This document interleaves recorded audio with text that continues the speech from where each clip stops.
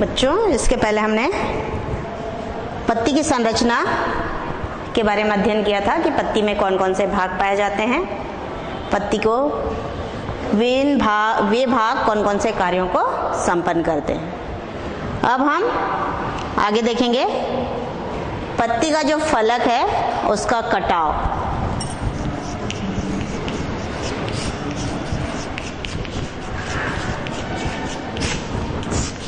फलक का कटाव किस प्रकार होता है। फलक या पत्र फलक के किनारा का जो कटान होता है उसे ही कहा जाता है फलक का कटाव। यह कटाव कभी कभी पत्ती के मध्य सिरा तक पहुंच जाता है और कभी नहीं पहुंचता है। फलक का कटाव दो प्रकार से होता है, एक सिरी कटाव और बहुसिरी कटाव।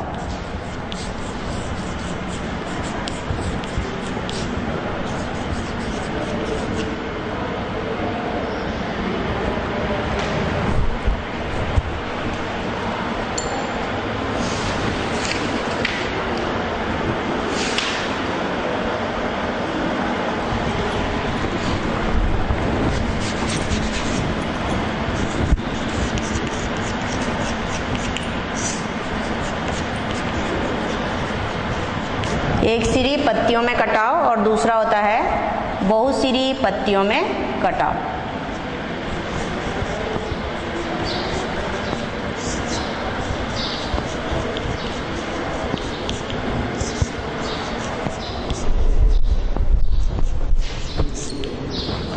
तो पत्तियों के किनारे में जो कटान होता है उसे ही फलक का कटाव कहा जाता है। ये दो प्रकार का होता है, एक सिरी पत्तियों में कटाव और दूसरा बहुसिरी पत्तियों में कटाव। एक सिरी पत्तियों में कटाव में एक के मध्य सिरा जो मुख्य सिरा रहता है वो केवल एक ही होता है। इसमें एक मुख्य सिरा होता है और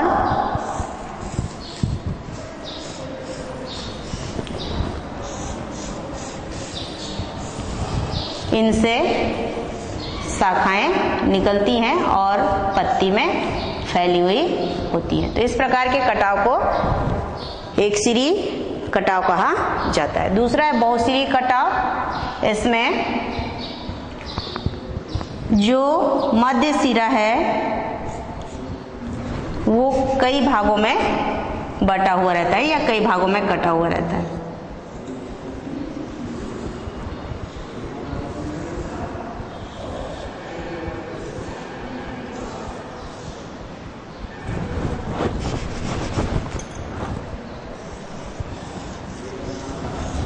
जैसे ये मध्य सिरा बना रहे हैं तो ये यहाँ से जाके मध्य सिरा एक भाग में कटा, फिर दूसरा, तीसरा, चौथा। तो इस प्रकार से मध्य सिरा कई भागों में बटा हुआ रहता है। तो इस प्रकार के कटाव को बहुसिरी कटाव कहा जाता है। इन्हीं कटाव के आधार पे पत्ती दो प्रकार के होते हैं, मतलब फलक का जो कटाव होता है उसके आधार पे दो प्रकार का पत्ती होता है। एक है सरल पत्ती और दूसरी संयुक्त पत्ती।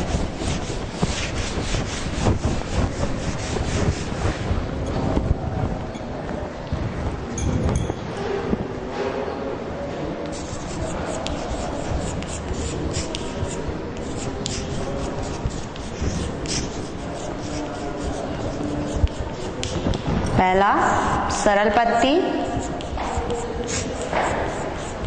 और दूसरा होता है संयुक्त पत्ती।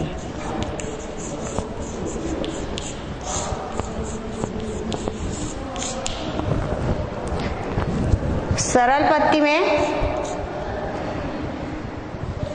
पत्र फलक के जो कटाव है, ये जो कटाव है वो मध्य सिरा तक नहीं पहुंच पाते, जिससे पत्ती का जो फलक है वो केवल हमको एक दिखाई देता है। इस प्रकार की पत्ती कहलाती है सरल पत्ती। और सरल पत्ती के कक्ष में ये पीटियोल है आपका, ये तना, ये लिप बेस, सरल पत्ती के कक्ष में कक्षस्थ कलिका पाई जाती है, जिससे पुष्प या शाखाओं का निर्माण होता है। लेकिन यही कटाव जब मध्य सिरा तक पहुंच जाता है,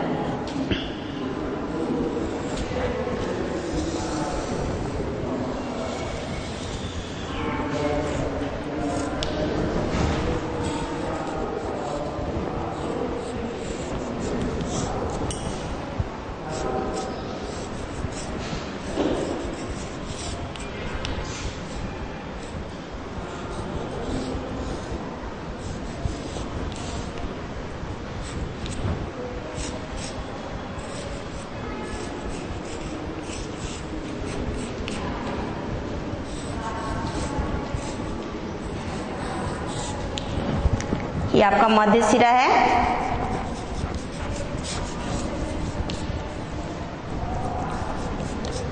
और ये पत्ती, ये जो फलक है, तो ये कटाव यहाँ पे कटाव जो है कहाँ पहुंच गया? मध्य सिरा तक।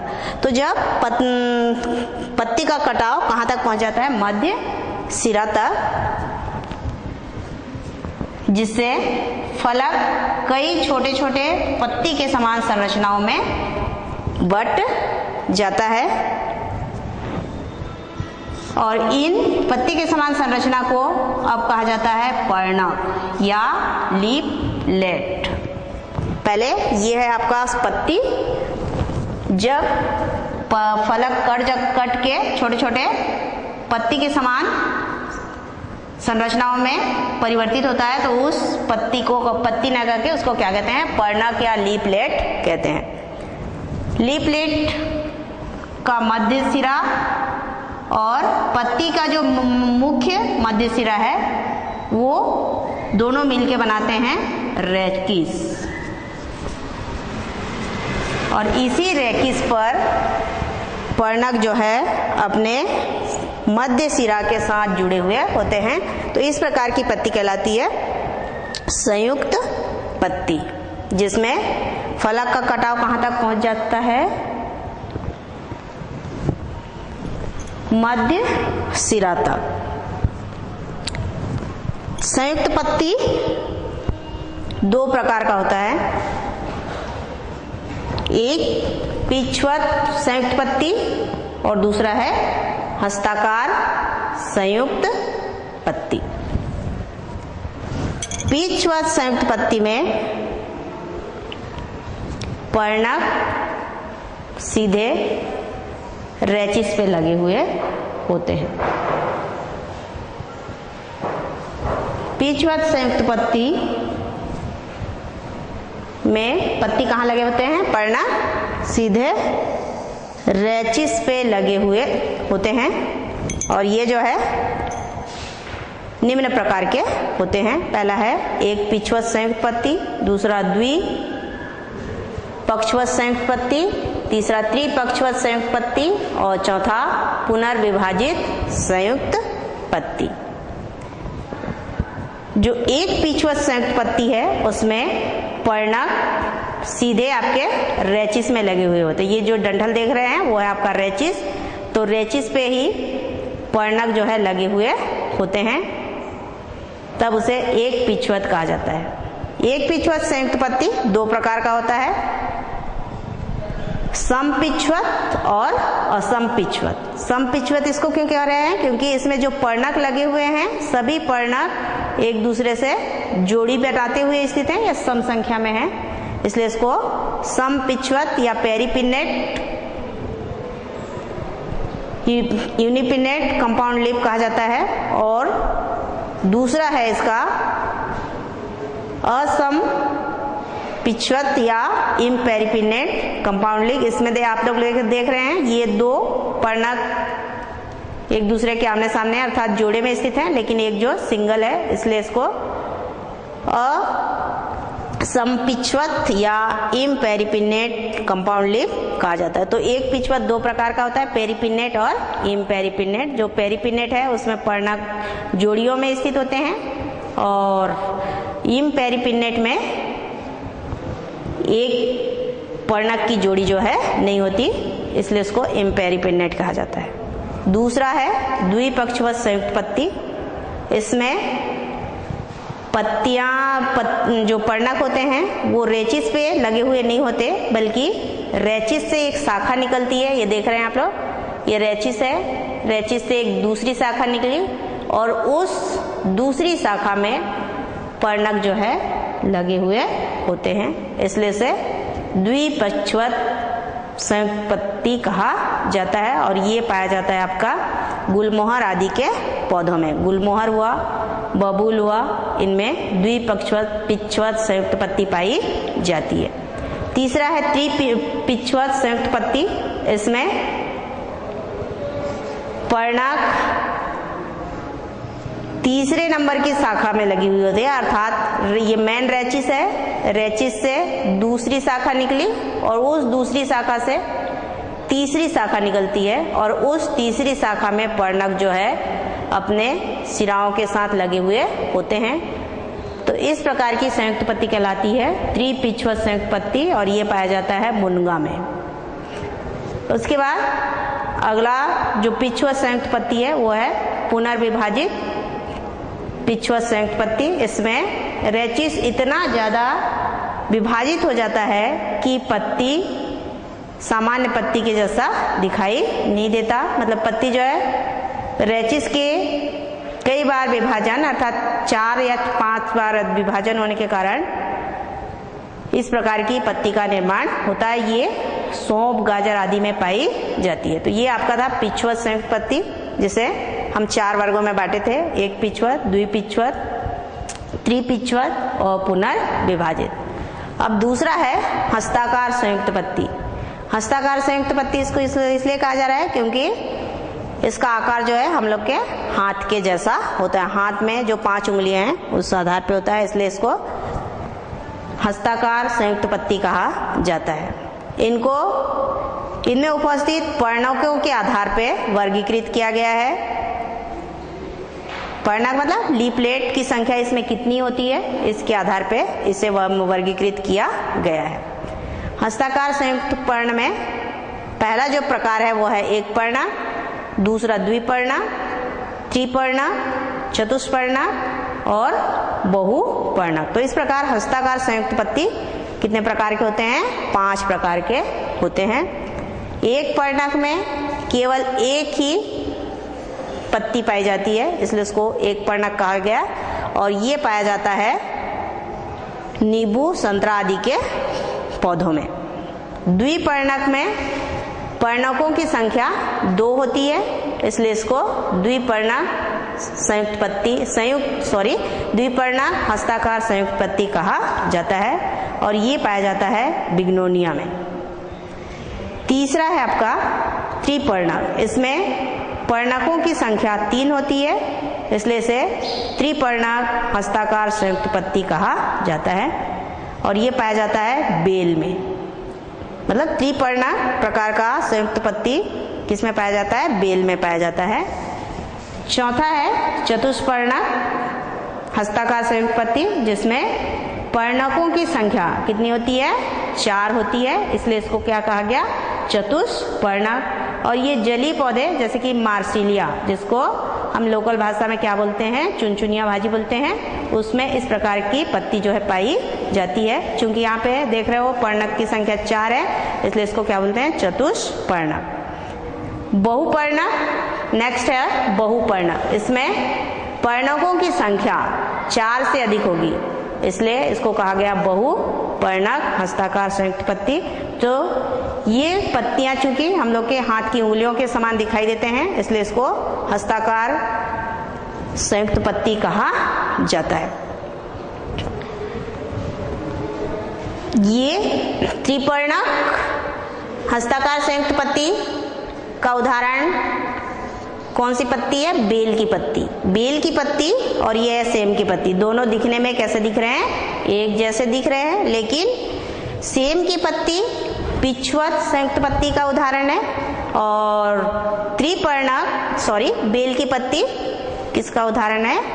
हस्ताकार संयुक्त पत्ती का। अब देखिए कैसे अंतर पाया जाता है। ये जो सेम की पत्ती, एक पिछवत संयुक्त पत्ती का उदाहरण है, उसमें ये दो पर्णक एक जगह से उत्पन्न होते हैं, जबकि तीसरी पर्णक जो है रैचिस के मतलब उन दोनों पत्तियों के थोड़े ऊपर स्थित होती है, इसलिए इसको एक पिछवत कहा जाता है। लेकिन बेल में तीनों पर्णक एक ही जगह से उत्पन्न होते हुए दिखाई देते हैं, या एक ही जगह एक ही स्थान से उत्पन्न होते हैं, इसलिए इसको हस्ताकार संयुक्त पर्ण कहा जाता है।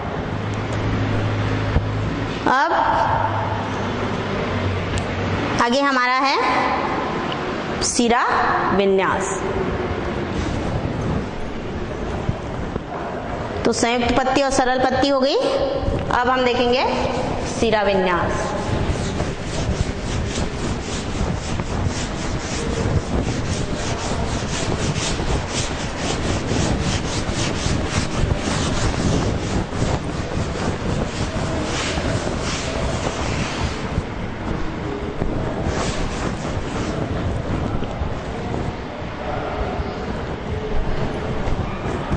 पत्ती में एक मुख्य सिरा होता है,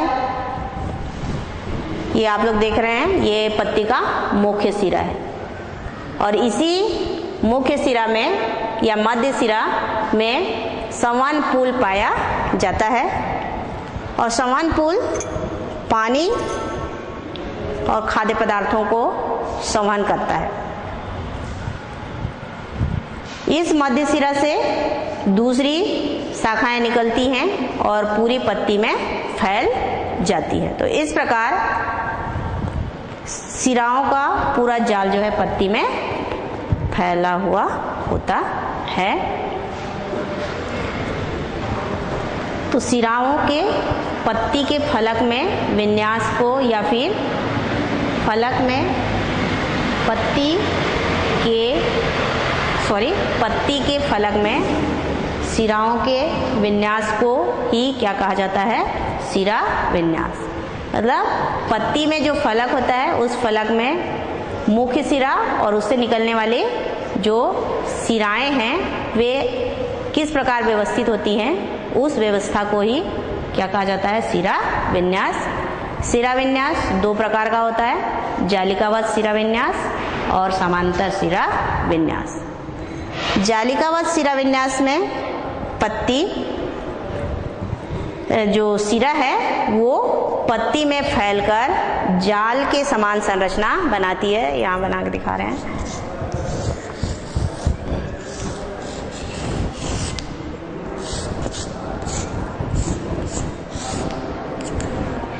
ये आपका मुख्य सिरा है, उससे निकलने वाली सिरकाएं हैं। तो यहाँ पे दूसरे सिराओं से या जो सहायक सिराएं हैं उनसे निकलने वाली सिराएं आपस में मिलकर जाल के समान संरचना बनाती हैं, इसलिए इसको क्या कहा जाता है? जालिकावत सिरा विन्यास कहा जाता है। और जालिकावत सिरा विन्यास पाया जाता है द्विबीजपत्री पौधों की पत्तियों में। ये विशेषता है कि जालिकावत सिरा विन्यास किसमें पाया जाता है? द्विबीजपत्री पौधों की पत्तियों में पाया जाता है। जालिकावत सिरा विन्यास दो प्रकार का होता है, एक सिरी या पिछवत जालिकावत सिरा विन्यास और दूसरा है बहुसिरी या हस्ताकार जालिकावत सिरा विन्यास। एक सिरी या पिछवत जालिकावत सिरा विन्यास में एक मुख्य सिरा होता है और उस सिरा से अनेक शाखाएं निकलकर पत्ती के पूरे फलक में फैल जाती हैं। तो इस प्रकार के सिरा विन्यास को एक सिरी या पिछवत जालिकावत सिरा विन्यास कहा जाता है। हस्ताकार जालिकावत सिरा विन्यास में मुख्य सिरा, ये जो मुख्य सिरा दिख रहा है वो कई भागों में बढ़ जाता है और बढ़ने के बाद पत्र फलक के अग्रभाग की ओर अग्रसित होता है या पूरे फलक में फैल जाता है। हस्ताकार जालिकावत सिरा विन्यास दो प्रकार का होता है, अपसारी और अभिसारी। अपसारी अपसारी में मुख्य सिरा जो वृंत होता है उसके ऊपर जो मध्य सिरा है वो कई भागों में बंटता है और बंटने के बाद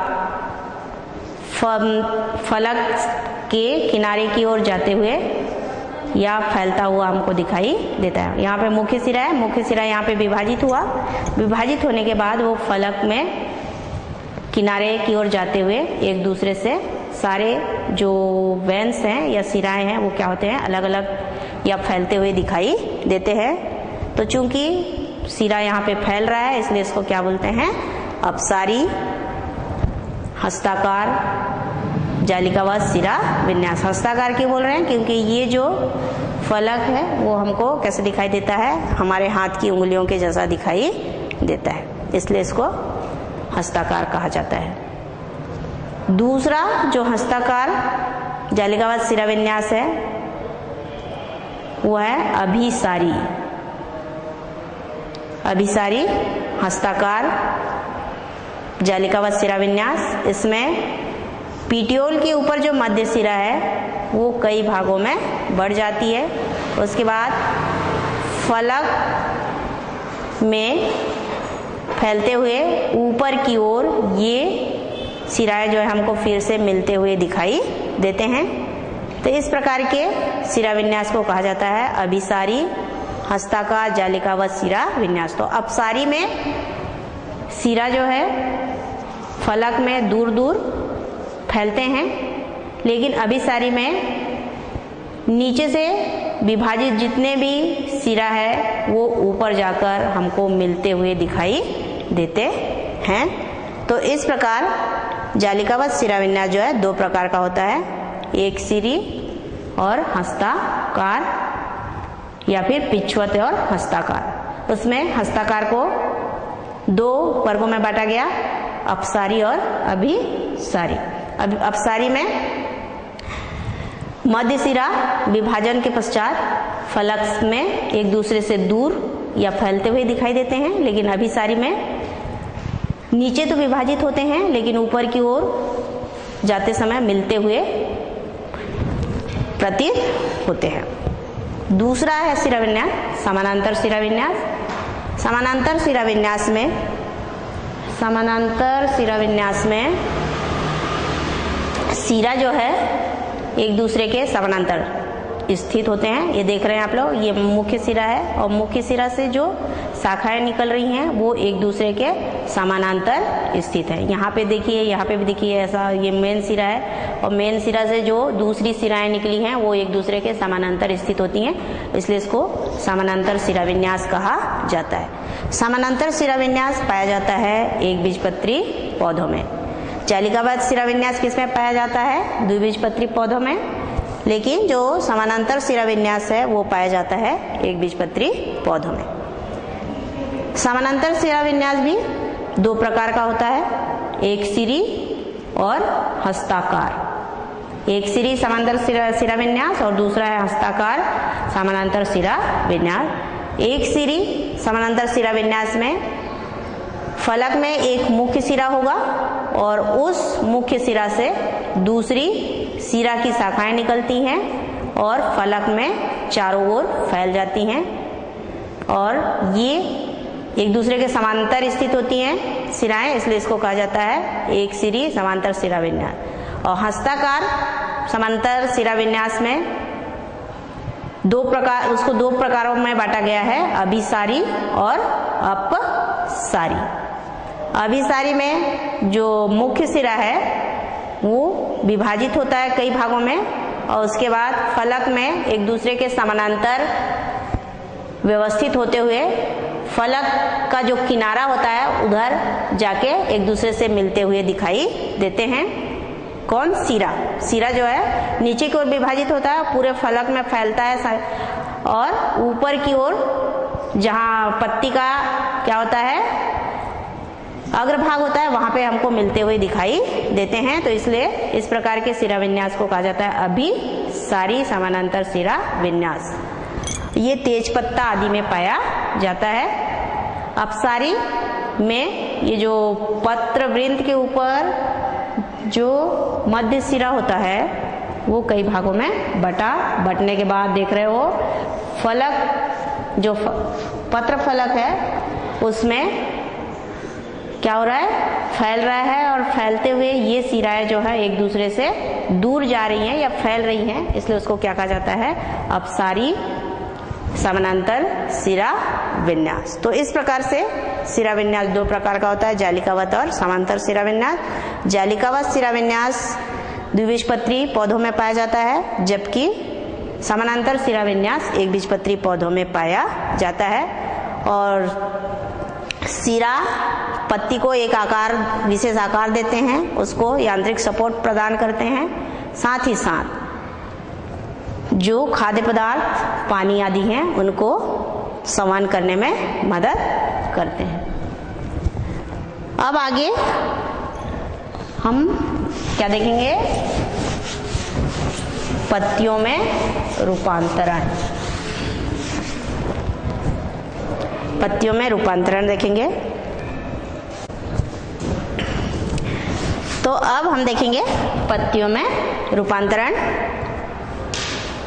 पत्ती अपने विशेष कार्यों को करने के लिए अपने रंग रूप आकार को क्या कर लेता है, परिवर्तित कर लेता है। पत्तियों में इस प्रकार अपने रूप को परिवर्तन करना क्या कहलाता है, रूपांतरण कहलाता है। फिर वो पत्ती पत्ती के जैसा नहीं दिखता, बल्कि वो अन्य दूसरे संरचनाओं के जैसा दिखाई देता है। कभी कांटे के जैसा दिखाई देगा, या फिर कभी सल्क पत्र के रूप में दिखाई देता है, या सल्क पत्र के समान हो जाता है। तो इस प्रकार का जो पत्तियों में रूपांतरण पाया जाता है उसे पत्तियों में पाया जाने वाला रूपांतरण कहते हैं। और ये जो है निम्न प्रकार का होता है। पहला है पर्णकंटक।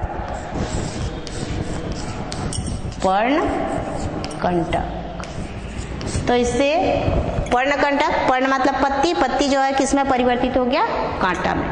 ठीक, तो बेर आदि के पौधों में आप लोग देखते हैं कांटे पाए जाते हैं, तो उसमें पत्ती किस रूप में पाया जाता है, नागफनी का जो पौधा होता है उसमें पत्ती कांटे में परिवर्तित होता है। ये जो कांटा है ये नागफनी का पौधा है या तना है। ये तने के ऊपर पत्तियां पाई जाती हैं जो किस रूप में रहती हैं, कांटे के रूप में। और कांटे के रूप में परिवर्तन होने के बाद, चूंकि नागफनी मरुस्थलीय क्षेत्र में पाया जाता है या जहाँ पे पानी की कमी होती है, तो बाष्पोत्सर्जन के द्वारा पानी की हानि न हो, इसलिए पत्तियां जो है कांटे में परिवर्तित होती हैं। दूसरा रूपांतरण है आपका पर्णप्रतान।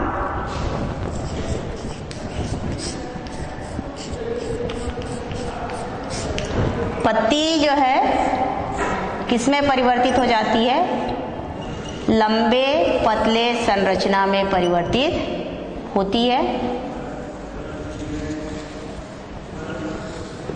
और ये प्रतान पौधों के आरोहण में, मतलब जो कमजोर पौधे होते हैं जो सीधे खड़े नहीं रह सकते, उनको ऊपर आरोहण करने या ऊपर चढ़ने में मदद करते हैं। तो इस प्रकार पत्ती किसमें परिवर्तित हो गई, प्रतान में, इसलिए इसको कहा जाता है पर्ण प्रतान, जो पौधों को आरोहण में मदद करता है। अगला है पर्ण अंकुश।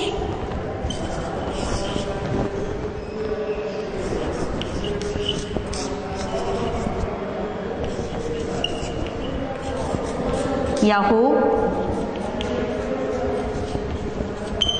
कुछ पत्तियों का जो अग्रभाग है, ये पत्ती है और ये पत्ती का अग्रभाग है, तो ये अग्रभाग जो है किसमें परिवर्तित होते हैं, हुक के समान संरचना में परिवर्तित होते हैं। और ये हुक जो है कांटे के समान ही होते हैं, इसलिए पशुओं से पौधों की क्या होती है, सुरक्षा होती है। तो इसमें पत्ती किसमें परिवर्तित हो गया, हुक्स या अंकुश में परिवर्तित हो गया, इसलिए इसको कहा जाता है पर्ण अंकुश या हुक, जो कि पौधों की रक्षा में मदद करता है। फिर अगला है सल्क पत्र।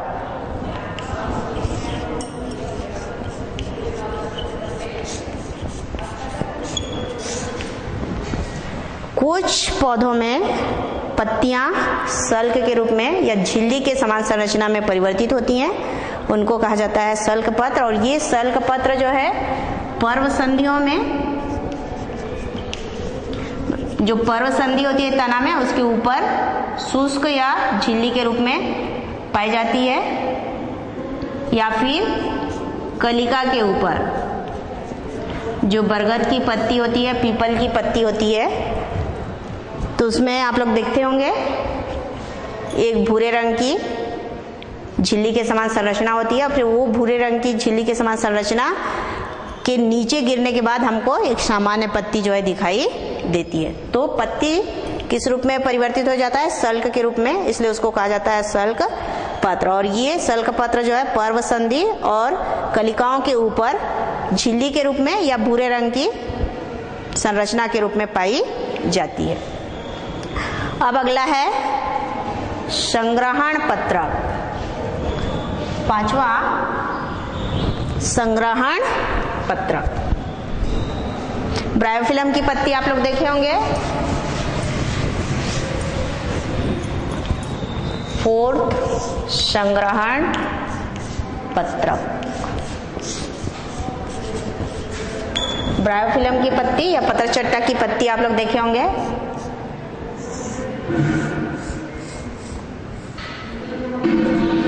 वो काफी मोटा होता है और मांसल होता है।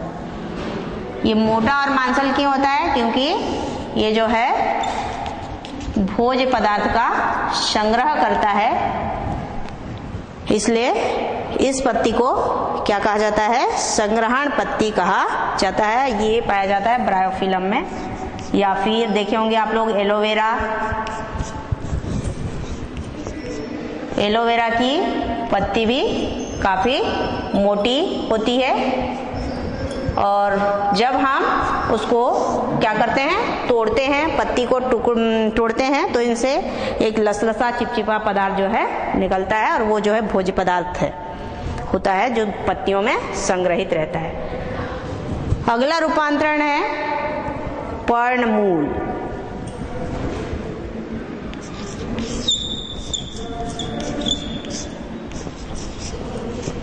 पर्णमूल पत्ती किस में परिवर्तित हो गई? जड़ के समान संरचना में, इसलिए उसको बोला जा रहा है पर्णमूल। और ये पाया जाता है जलीय पौधा में।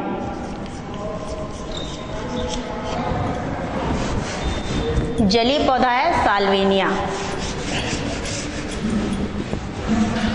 साल्विनिया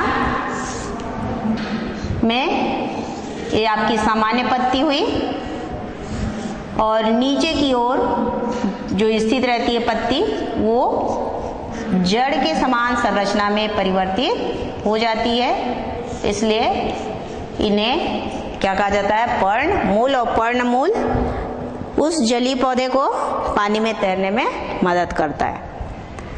अगला है घटपर्णी या फीचर प्लांट या कलश पादप, जिसको आप लोग कलश पादप के नाम से जानते हैं।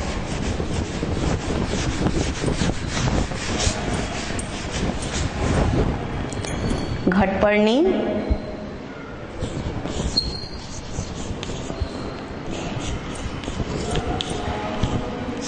या कलश पादप।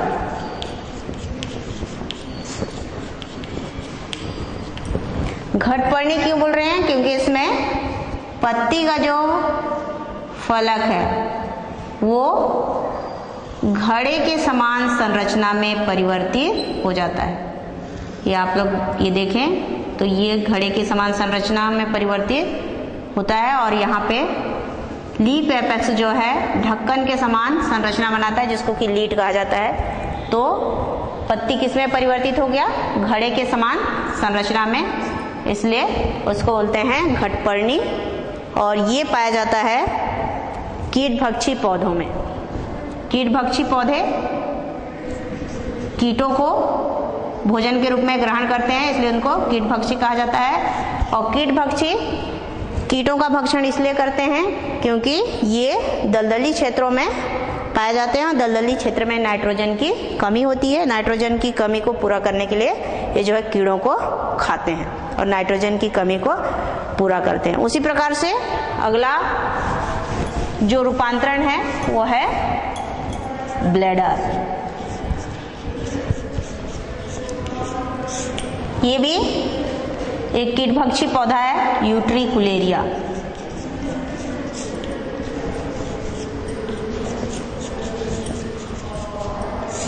यूट्रिकुलेरिया में ये पाया जाता है, जिसमें पत्ती का फलक एक गुब्बारे के समान संरचना, जिसको कि ब्लैडर कहा जाता है, में परिवर्तित होता है और इस ब्लैडर के ऊपर छिद्र होता है। इस छिद्र से पानी, चूंकि ये पानी में पाया जाता है, पानी में बहने वाले कीड़े इस छिद्र की मदद से इस ब्लैडर के ब्लैडर के अंदर पहुंच जाते हैं। तो यहाँ पे पत्ती किस रूप में परिवर्तित हो गया? गुब्बारे के समान संरचना या ब्लैडर के समान संरचना में परिवर्तित हो गया है, इसलिए इसको ब्लैडर कहा जाता है, या रूपांतरण जो होता है उसको ब्लैडर कहते हैं। और ये भी कीटभक्षी पौधों में पाया जाता है। तो घटपर्णी स्थलीय पौधा था, ब्लैडर किस में पाया जाता है? जलीय पौधे में पाया जाता है। अब अगला है पर्णकाय वृंत।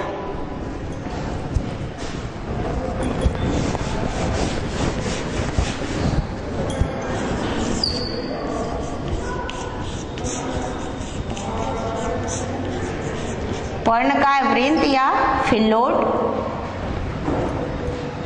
इसमें वृंत जो है पत्ती के समान संरचना में परिवर्तित होगा।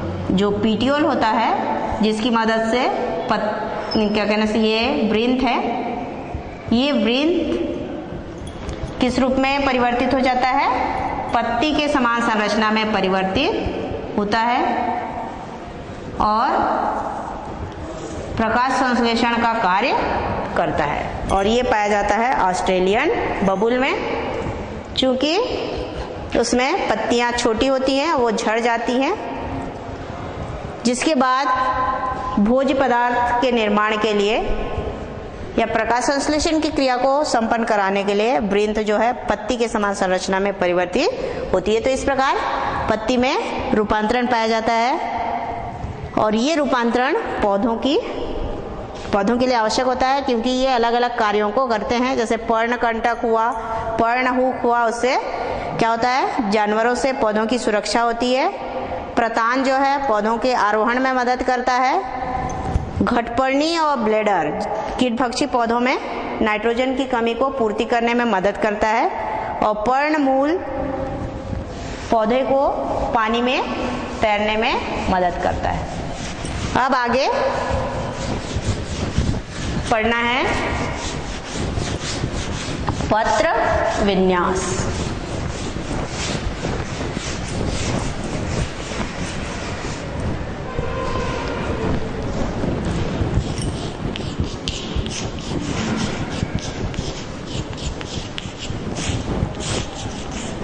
पत्र विन्यास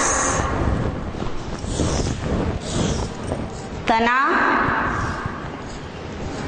में पत्तियों के व्यवस्थित होने के क्रम को या लगने के क्रम को क्या कहा जाता है? पत्र विन्यास कहा जाता है। ये आपका तना है, मान लीजिए। इस तना में जो पर्व संधियां होती हैं उनमें पत्तियां लगी हुई होती हैं। पत्तियों के लगने के क्रम को ही या व्यवस्थित होने के क्रम को ही क्या कहा जाता है? पत्र विन्यास कहा जाता है। पत्र विन्यास जो है 3 प्रकार का होता है। एकांतर पत्र विन्यास,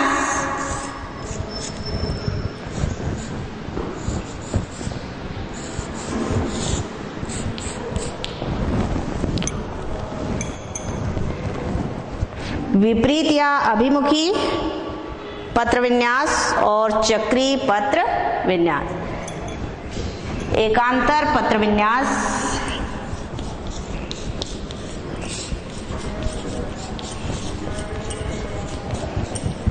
एकांतर पत्र विन्यास में एक पर्व संधि से केवल एक ही पत्ती उत्पन्न होगी। दूसरी पत्ती दूसरे पर्वत संधि के दूसरे साइड, पहली पत्ती जिस साइड में है उसके ठीक विपरीत साइड में दूसरी पत्ती उत्पन्न होती है।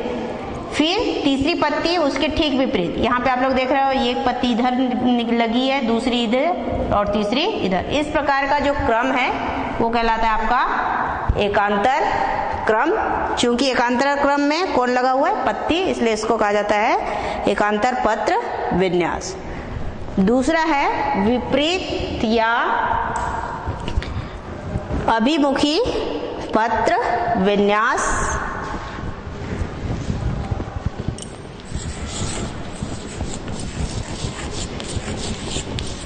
अभिमुखी या विपरीत क्यों बोल रहे हैं? क्योंकि इसमें दो पत्तियां एक दूसरे के आमने सामने स्थित होती है।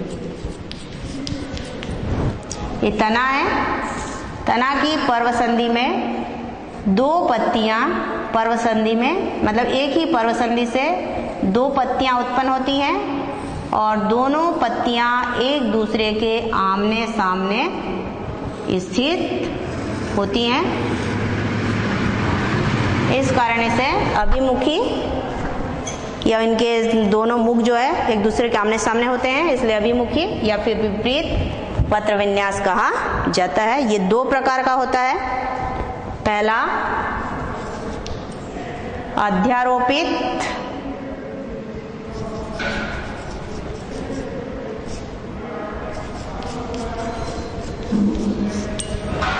अभिमुखी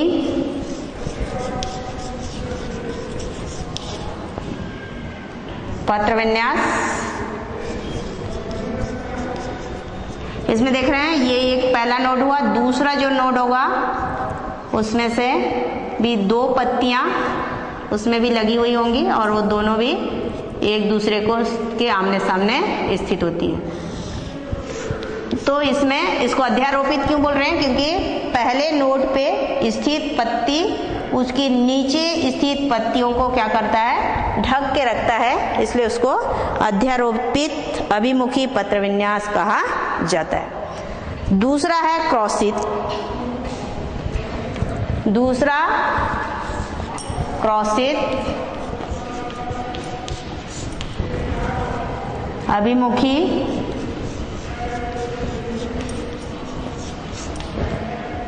पत्र विन्यास।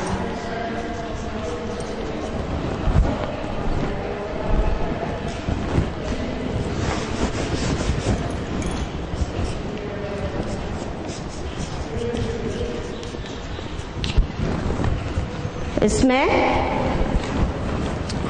एक नोड से दो पत्तियां जो है इस प्रकार लगी होंगी, लेकिन दूसरे नोड पे जो पत्ती लगी हुई होती है वो पहले नोड और दूसरे नोड के बीच में एक क्रॉस के समान संरचना, मतलब इस प्रकार की संरचना बनता है। नीचे वाला देख रहे हो आप, यहाँ पर है, दूसरा उसके ऊपर के नोड में इस प्रकार की पत्ती लगी हुई होती है, तो इसे कहा जाता है दोनों नोड एक दूसरे के साथ क्रॉस बनाते हुए स्थित होते हैं यहाँ पे पत्तियां, इसलिए इसको अभिमुखी क्रॉसित पत्ती कहा जाता है।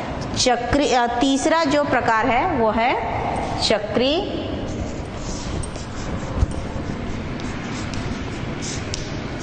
चक्री में पत्तियों की संख्या दो से अधिक होती है। जैसे कि कनेर की पत्ती वगैरह आप देखे होंगे, इसमें दो या दो से अधिक पत्तियां जो है इस प्रकार लगे होते हैं कि जैसे वे पत्तियां एक चक्र में स्थित हो, इस प्रकार दिखाई देते हैं, इसलिए इसको चक्री पत्र विन्यास कहा जाता है। अब है इन पत्र विन्यास के अलावा पत्ती में दो और प्रकार के रूप दिखाई देती है, जिन्हें पत्तियों में विभिन्न रूपता कहा जाता है। और ये पहला है विषम पर्णिता और दूसरा है असम पर्णिता। विषम पर्णिता में जलीय पौधों में पाया जाता है। इसमें एक ही पौधे में दो प्रकार की पत्तियां पाई जाती हैं। ये देख रहे हैं आप, ये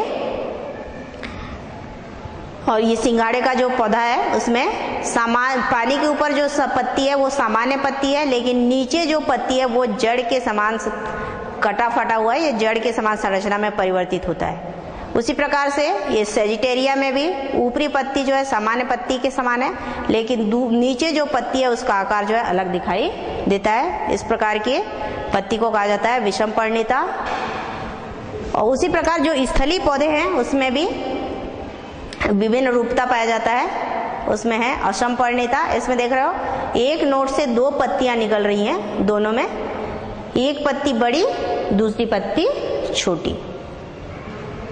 तो बड़ी पत्ती के ऊपर वाले नोड में छोटी पत्ती लगी है और छोटी पत्ती जिधर है उधर कौन सी पत्ती लगी है, बड़ी पत्ती। इस प्रकार की पत्तियों में विभिन्न रूपता को कहा जाता है असम पर्णिता या एनाइसोफिलस। अब है पत्तियों के कार्य।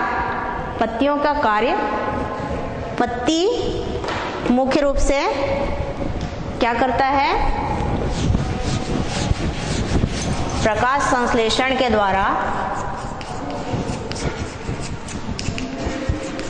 भोज्य पदार्थ का निर्माण करता है। प्रकाश संश्लेषण की क्रिया होती है और प्रकाश संश्लेषण से भोज्य पदार्थ का निर्माण होता है।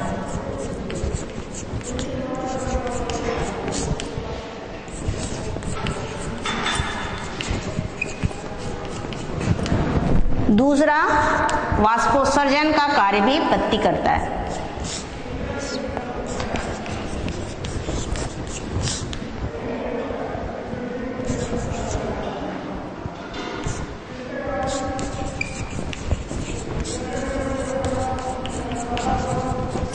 कुछ पत्तियां ऐसी होती हैं जो भोज्य पदार्थ का संग्रहण करती हैं।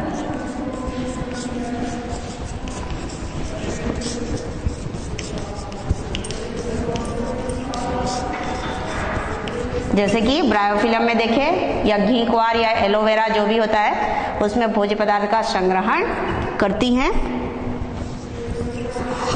कुछ पत्तियां वर्धी प्रजनन में सहायक होती हैं। वर्धी प्रजनन मतलब पुष्प या बीज के द्वारा हम पौधे तैयार ना करके तना या पत्ती से पौधे तैयार करते हैं तो उसको कहा जाता है वर्धी प्रजनन। तो ब्रायोफिलम की पत्ती से नए पौधे तैयार किया जा सकता है।